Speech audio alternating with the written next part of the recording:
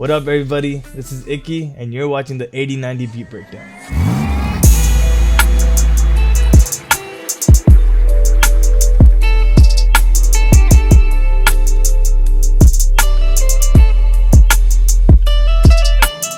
So being a Toronto guy, I love the music that we have over here, the nice, smooth music. And I feel like 8090 represents that very well. 8090 is the type of song I vision when I'm driving on the Gardiner or the freeway with my windows down, sunroof open. That's the type of song this is. The way 8090 came together, me, Garry Sandhu, Amrit Maan coincidentally ended up in England together. And as I was playing a bunch of beats, this one turned out to be the more outcast one compared to everything else we were creating. So that's where Amrit Maan came in and started to write what he wanted to. We had Garry at the back, we had Jagga at the back, feeling what we was doing, and we decided to go with the song.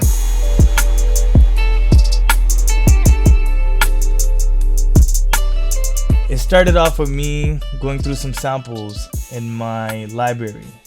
And I've got this library with a bunch of old jazz, pop samples, and I was just going through it.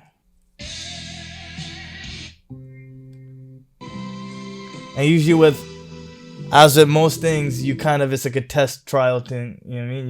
You keep going through sounds until you find that perfect one. And I came across.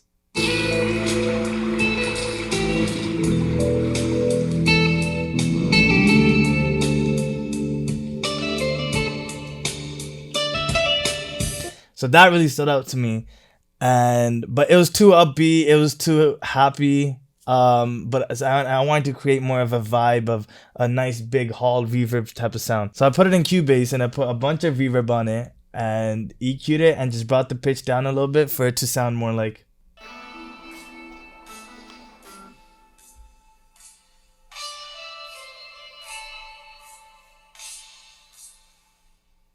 So just reverb, just in the back type of thing, not really in your face. And then I took the same sample. Just all I did was EQ the lows out and pitch it down, 12 down, a whole octave down, for it to kind of bring up a thumpy vibe. And the melody comes.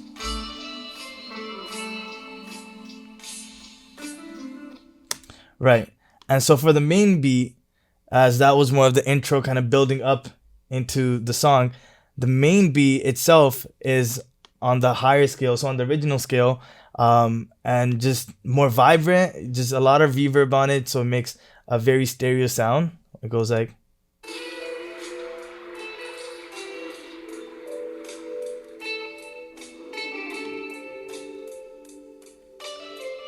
As you can see, I only have the lows out.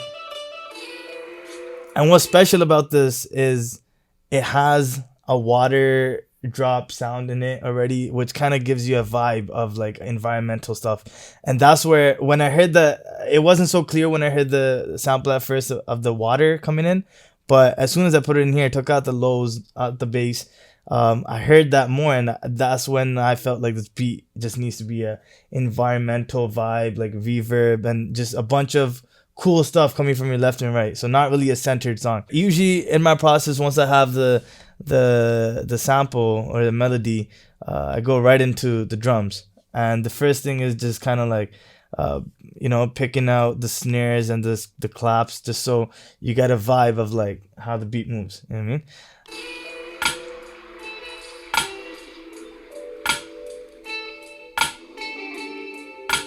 Usually in a hip hop song or a beat, you'll put like a nice heavy, snare or a clap. But just because this felt more of like a open air type of song, I kept it at a rim shot, just so it's like it's there but it's not there, so it keeps it subtle. And I think there's percussion at the back over here. It comes on, so it comes on every other, just to keep it exciting.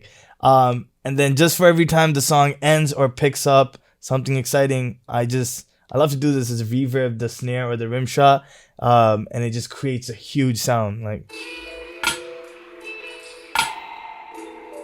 right? So that helps it kind of create that open air sound, that reverb sound, and it just helps to keep the song moving along instead of having one same thing repetitive. And I feel like the song needed exactly that, where it can't be too heavy, it can't be too thumpy as well. It has to be like that perfect spot. And I think with the right amount of volume and everything, that's where it kind of gets better. So that's where I got this kick, BWB.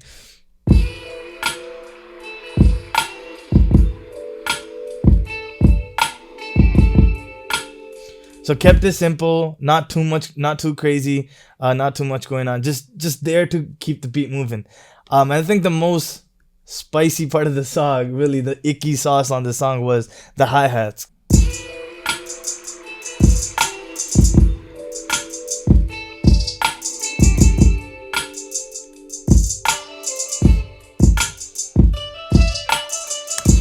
To hear the 808, this is what it sounds like.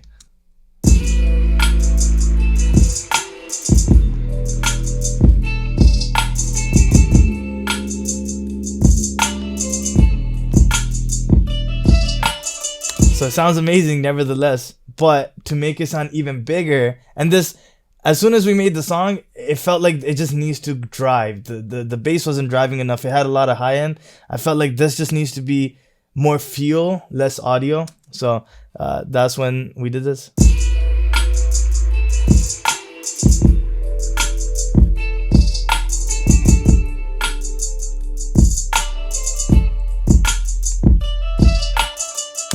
You know, so we wrote on this, right? And then that's when I started going off of the lyrics. So the lyrics is saying Gabru di gaddi chale 80-90 te. So he's talking about cars. That's when you start putting little things in there that make you feel you know, like you're part of the song. One of my favorite parts of the songs is this part at the end where I took the beat and I filtered it. It's filtered, and then I put on reverb at the back. That way it keeps the song is playing. You can hear that the song is moving, but at the same time it's so far at the back, you're just focused on the singer at that point. But you can feel the beat, you can feel the bass, you can feel the kick, and you know it's gonna come in, and it's gonna come in even harder than the way it sounds. Usually when I make the song, I usually want to keep every verse different, just so people don't get bored of it. And usually the ending is kind of like my signature, is calming the whole thing down. And so that's where I have this filtered part, right? So either I could have gone two ways, is completely stop the song, bring it back. I also do that, but the song just felt like it should not ever go quiet, it should just keep going. That's when I used the sample itself to make its riser. And the filter, as you can see on the screen, on the filter, I let the filter come back to its original place. That way you can almost hear the beat coming in, and then it drops. So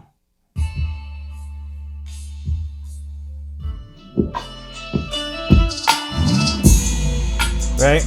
So the beat never stops, the beat keeps going. It just helps you to kind of visualize in your head that it's gonna come back. So you know it's gonna come back, but you don't know how it's gonna come back. And that's the best part of, I think, a surprise like this is on a musical aspect. I feel like people are so involved into music, they sometimes start thinking about what's next.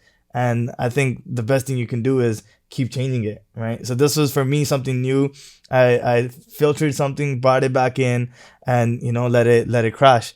And then yeah, and that's when I thought of, okay, so we have a structure, we have the beat. How do we make the intro and the outro a bit more exciting than what it already is?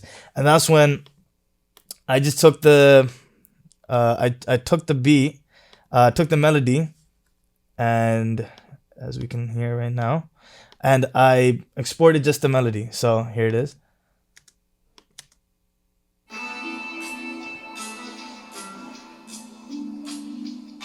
So that's the melody, how the song is itself. But then I put a filter on it, and I put tons of reverb on it, more than you can handle. And it just made it sound like it's underwater, and it just sounds so big. And it's just, and just the way the filter kind of goes deeper and deeper, right? So instead of doing the normal fade out or abruptly stopping it, I felt like the ending just had to kind of like go within the song. So if the song was already airy and spacey, I felt like the only best thing you could do is kind of like make it underground. So I just put a filter on it to make it feel like you're going underwater. So you're falling into the tunnel on the highway or something. You see? I think Punjabi music stands out because of that. We won't just loop a beat. We will try to add as much as we can to kind of make the beat a bit different on this part, a bit different on that part. It could be a sound, it could be a hit, or it can literally be a chord or something. And that's when I played on Omnisphere this little chord right here.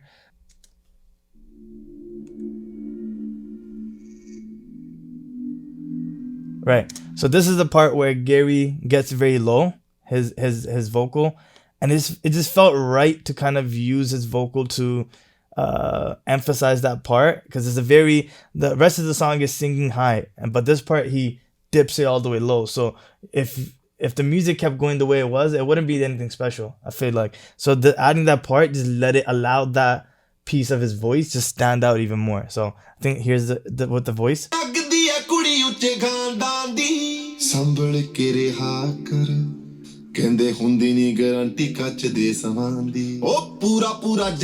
Then he goes back into it, right?